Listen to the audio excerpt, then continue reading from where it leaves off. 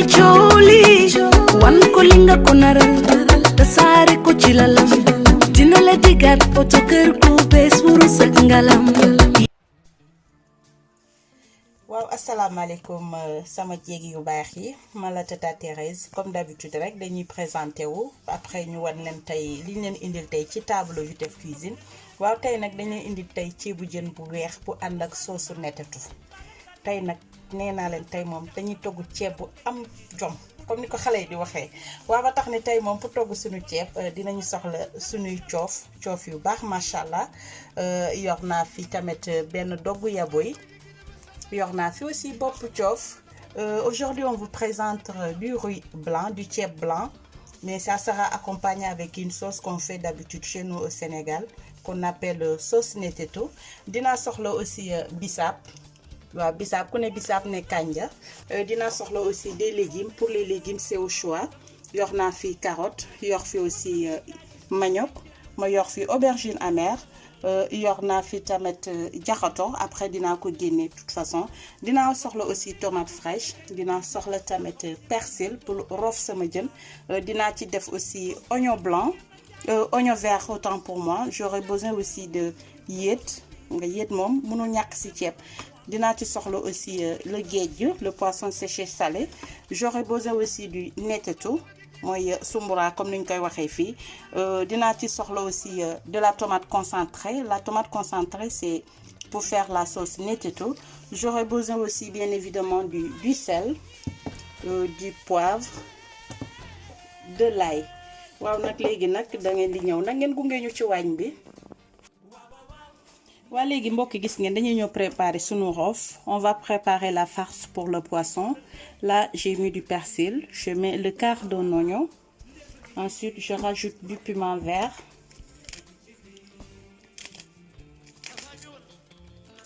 Je mets la moitié d'un piment vert. Je rajoute du piment fort.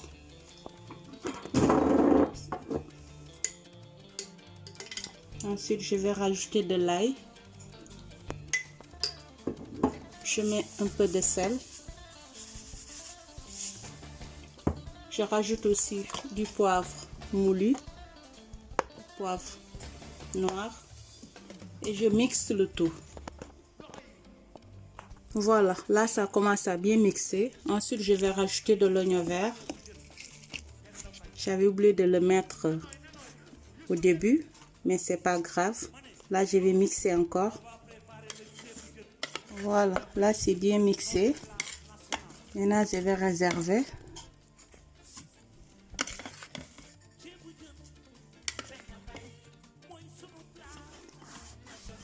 Voilà, ensuite je vais mixer ma tomate fraîche. Si vous avez aussi la tomate pelée, c'est pas la peine.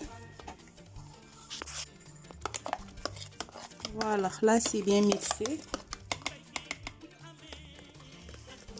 Voilà, maintenant je vais commencer à farcir mon poisson. damay ñëw rek commencer rof sama jën.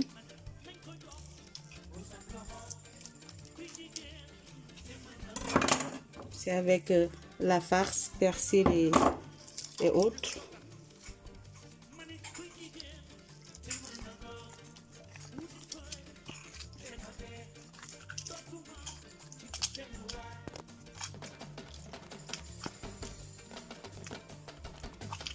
Voilà léegi jën yëpp lay roof.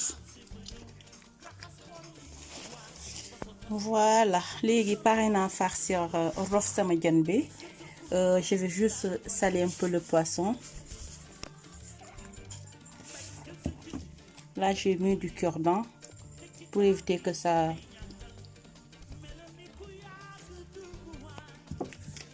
écrase.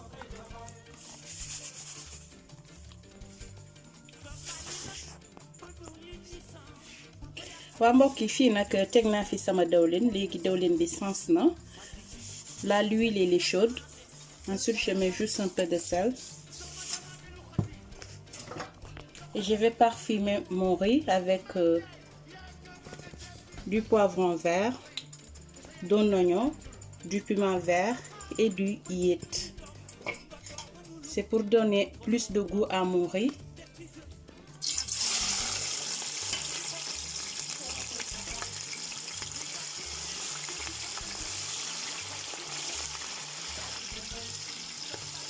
après je vais laisser dorer léegi dama koy bàyyi ba mu dorer.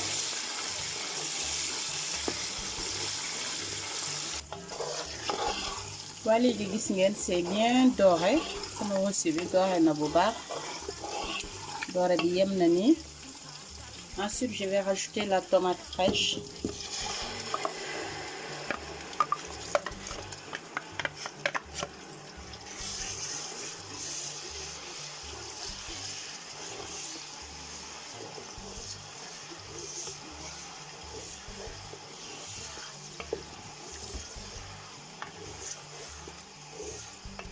Après damay bàyyi tomate bi aussi ba mu doré. Là je vais laisser mijoter la tomate. waa mbokk yi nag damay ñëw léegi préparer sama nokkos. Là j'ai mis de l'oignon, j'ai mis de l'oignon vert et du piment vert. Ensuite je vais rajouter une cuillère à café d'ail haché. Je mets le poivron rouge.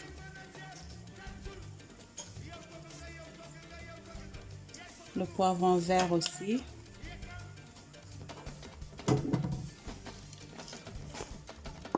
Ensuite, je rajoute du poivre. Je mets du sel.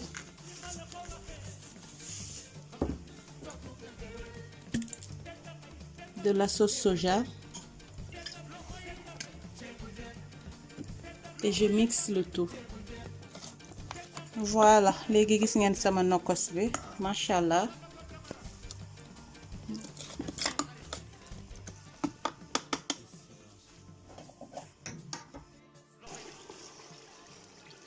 waa mbokk yi gis ngeen machallah, gis ngeen tomate bi dog na. Gis ngeen là j'ai bien laissé mijoter la tomate. Ensuite damay ñëw rek yokk un peu de sauce soja. da lay jàppale aussi si sa cin mu gën a doore sa ceeb du moins. Pour la sauce soja c'est facultatif, bu la neexee bu ko def, mais daal yàqu ci dara, da koy gën a jox cafka rek mu jàppale ko aussi si doore bi.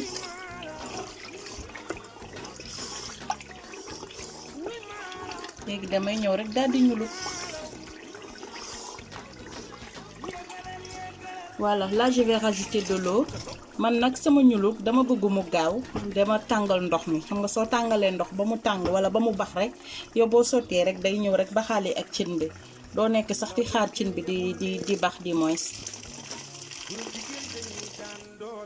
Maintenant je vais mettre mes légumes. Bu may def sama légumes yi wanuma leen chou bi. Pour les légumes j'ai rajouté du chou et de la patate douce aussi.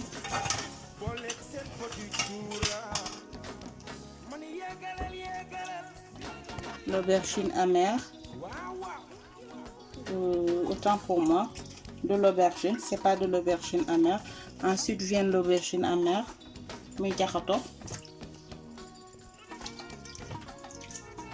Je mets la patate douce. Ma def ñambi bi ma ñok.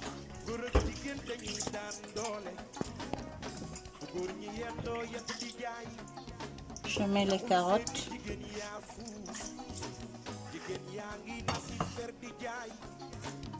Après je mets le poisson. Man jën bi saafuma ko, dama ko diggal noonu.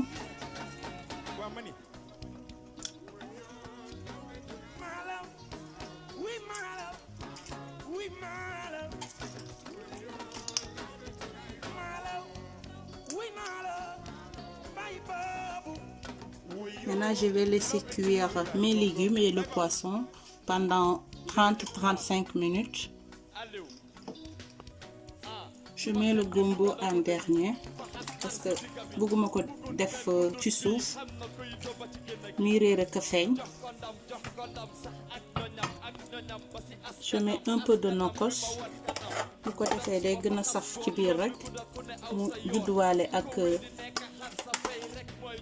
jën yi. Nokkos aussi, il n'y a pas d'étape pour mettre le nokkos. Et je laisse cuire pendant 30-35 minutes. waaw kay nag gis ngeen suñu togg bi machallah. léegi man damay ñëw rek là je rajoute en ce moment je vais rajouter du bissap vert et du bissap blanc.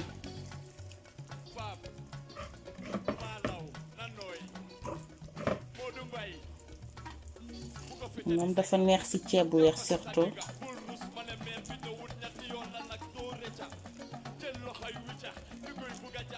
machallah.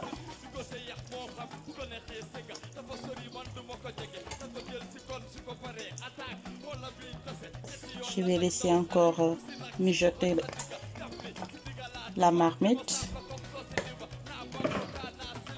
may bàyyi sama cin bi mi baaxal ndànk-ndànk comme ni ko olof si di waxee. machallah lii donc ci ceeb bu weex.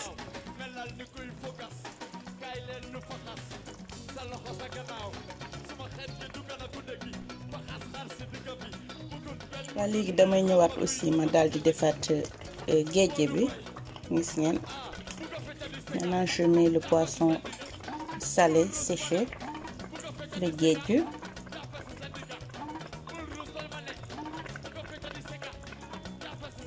après ma bàyyi ko moom aussi mu génnee guwam ñu daal di seppi suñuy légumes ak suñu poisson parce que daanaka ñor na gis ngeen. léegi dañ koy bàyyi rek mu mijoter quelques minutes.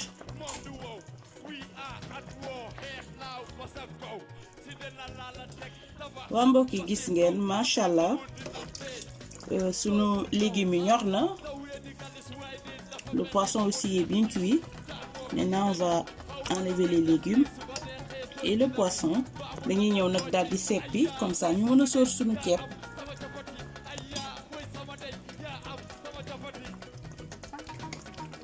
J'enlève le poisson. sama yaboy bu saf bi ak sama coof bu am jom bi.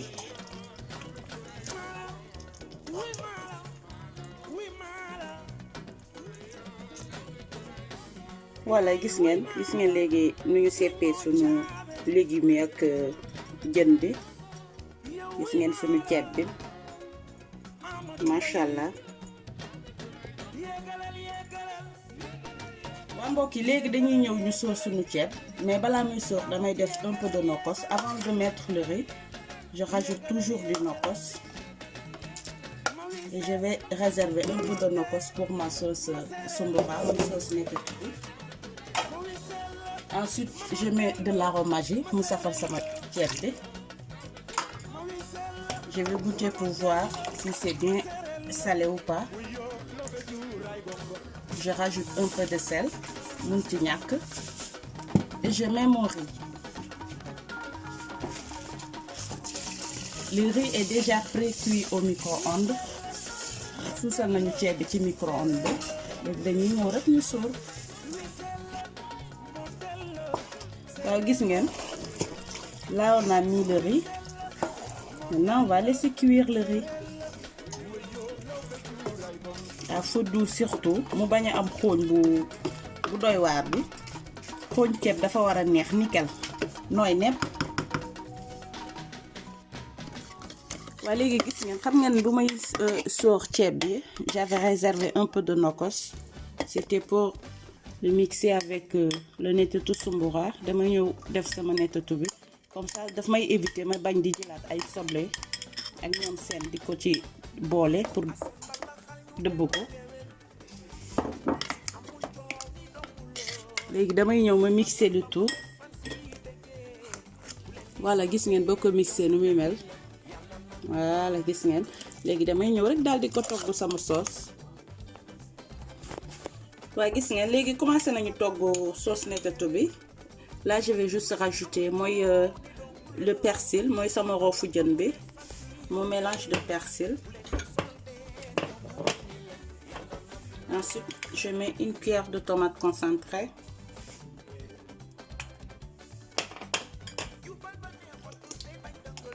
Je rajoute un peu d'huile d'olive moom laa koy toggee.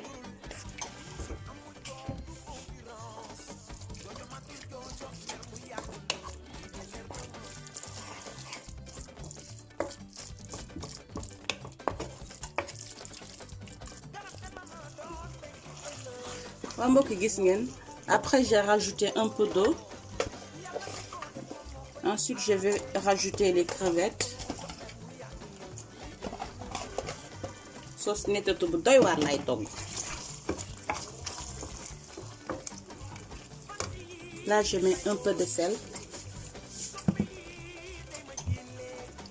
Je mets du vinaigre.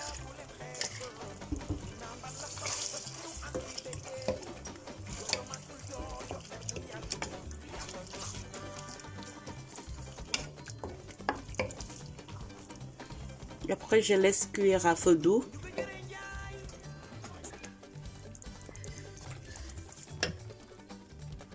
waa mbokk yi gis ngeen soosu netetu bi ñor na damay ñëw rek ma yokk tuuti sauce soja clair pour mu joxal ma ko aussi goût bu ma soxla.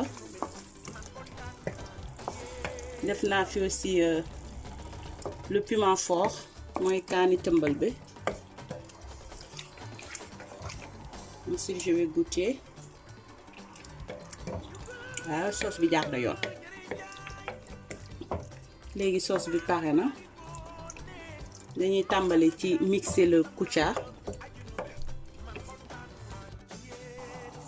waa mbokk yi nag dañuy ñëw ñu togg suñu bissap.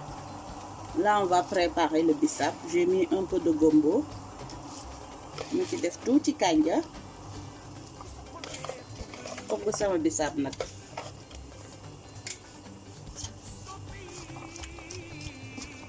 On va laisser cuire le bissap.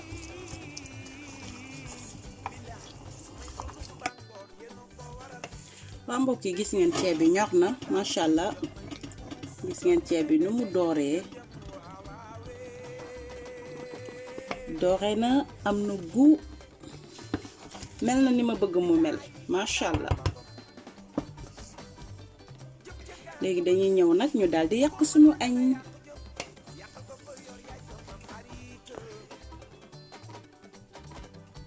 léegi dañuy yàq suñu añ.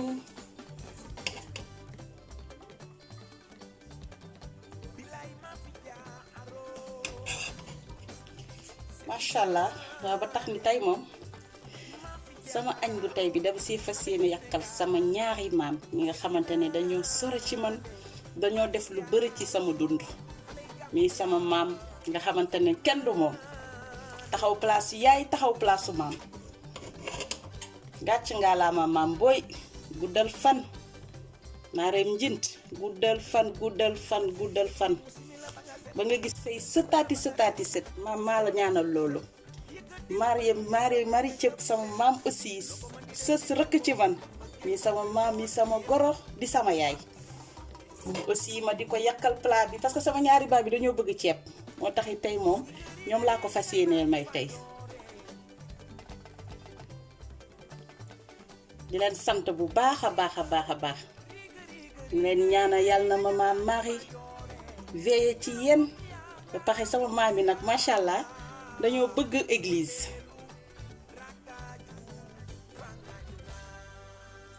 mi Marème Njint ak Marie Thiep ñoom laa may tey sama ceeb bi. sa maam moom daa bëgg ceeb ba ñépp xam ne daa bëgg ceeb. maam may naa la ko nag depuis Saint-Nazaire. di ko may nag sama doom nag. sama caméraman metteur en scène bu may def vidéo yi moom moo ciy jàpp.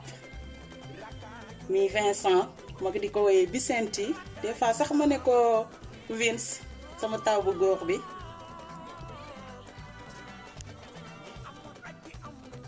di ko may ay magam mi taw ci kër gi mi Pierre. di ko may Roger. di ko may Floris. di ko may waa Vernon sama rakk yooyu macha allah. di ko may nag sama rakk nag ba sës si man Sidonie may naa la plat bi.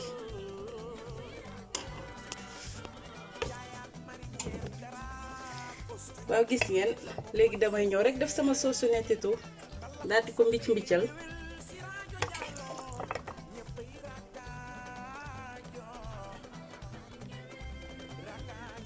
après ma def tuuti ci côté bi comme ça ku bëgg mu yokk.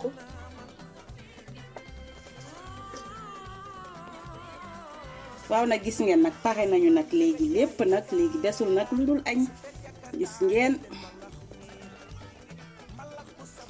sauce netetu baa ngi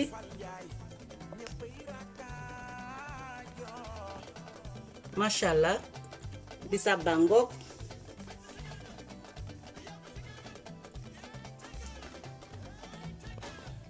waaw gis ngeen xooñ baa ngoog nag nee naa leen ceeb sans xooñ moom matul fii nag lu fi manqué nag mooy sauce Dakar nag waaye xoolal netetu bi rek doy na lu ne waaw ba tax ni nag on vous donne rendez-vous très prochainement avec une nouvelle recette sur Vitef Cuisine. Merci.